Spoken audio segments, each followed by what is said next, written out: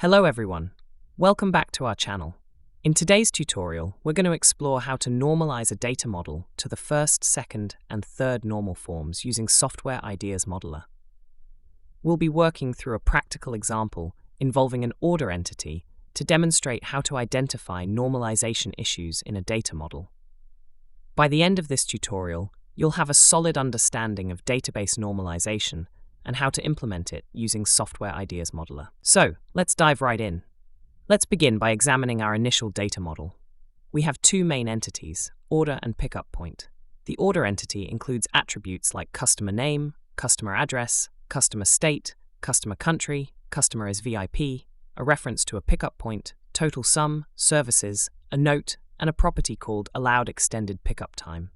The pickup point entity contains details such as the pickup point ID, name, address, and allowed extended pickup time. At first glance, the order entity is holding a lot of information, some of which might not be optimally organized. Our goal is to normalize this data model to improve its structure and eliminate any redundancies. The first normal form requires that each table has a primary key. There are no repeating groups or arrays. Each field contains only atomic, indivisible values. First, we notice that the order entity is missing a primary key. In Software Ideas Modeler, we'll add a new attribute called order ID and set it as the primary key of the order entity. This unique identifier ensures that each order can be distinctly referenced. Next, we observe that the services attribute in the order entity contains multiple values in a single field, such as gift wrapping, cash on delivery. This violates the first normal form because it stores multiple values in one field. To address this issue, we'll create a new entity called service and delete the services attribute. The new entity will represent individual services that can be associated with orders. We'll include attributes like service ID and name and set service ID as the primary key. Since an order can have multiple services and each service can be associated with multiple orders, we'll create a linking table called order service. To do this, select both the order and service entities and click on the Create Associative Entity button in the context bar. This associative entity will include foreign keys referencing both the order and service entities and will have a composite primary key consisting of both order ID and service ID. By restructuring the data in this way, we've ensured that each field contains only atomic values, satisfying the requirements of the first normal form. The second normal form requires that the table is in first normal form, and all non-key attributes are fully functionally dependent on the primary key. In the order entity, we notice attributes related to the customer, such as customer name, address, state, country, and VIP status. These attributes are not fully dependent on the order ID. Instead, they depend on the customer themselves. To fix this, we'll create a new entity called customer with a primary key called customer ID. We'll move the customer-related attributes from the order entity to the customer entity. To move the customer attributes, select them in the order entity by holding the Control button and clicking each attribute. Once selected, use the right grip to drag them into the customer entity.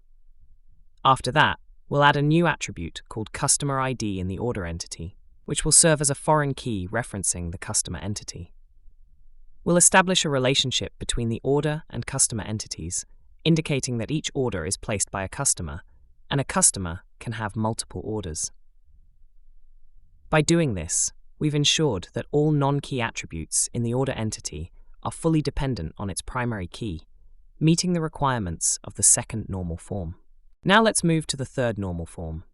To meet its requirements, the table must already be in second normal form, and there should be no transitive dependencies. In other words, all non-key attributes should depend solely on the primary key. But is this the case with our current design?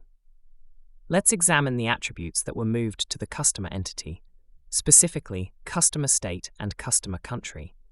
While this satisfies second normal form, there's a new issue in third normal form. The customer state is dependent on the customer country because a state belongs to a specific country, and a state cannot exist in two different countries.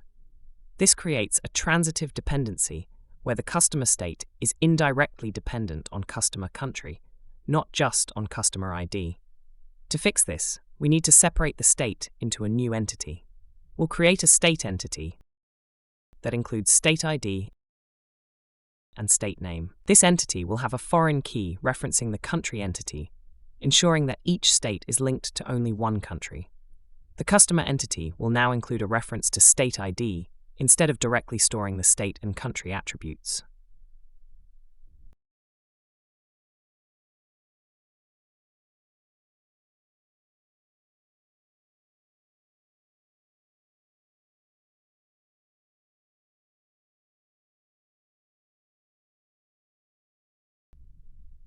Next, let's look at another potential issue with the allowed extended pickup time property in the order entity. Currently, it's present in both the order and pickup point entities. This creates the possibility for an order to allow extended pickup time at a pickup point that doesn't offer this option, leading to incorrect data. This situation also illustrates a transitive dependency, as allowed extended pickup time depends on the pickup point, not directly on the order. The availability of extended pickup time is a characteristic of the pickup point itself, not the order. To resolve this, we'll remove the allowed extended pickup time attribute from the order entity and keep it only in the pickup point entity. This ensures that the data related to extended pickup times remains accurate and consistent. Now, the model will correctly reflect which pickup points allow extended pickup time, and this information will be properly linked to orders through the pickup point. We've successfully transformed our data model by applying the principles of database normalization. Thank you for watching. I hope this tutorial has been helpful in demonstrating how to normalize a database using Software Ideas Modeler. If you enjoyed this video, please give it a thumbs up and subscribe to our channel for more tutorials. If you have any questions or suggestions, feel free to leave a comment below. Until next time, happy modeling!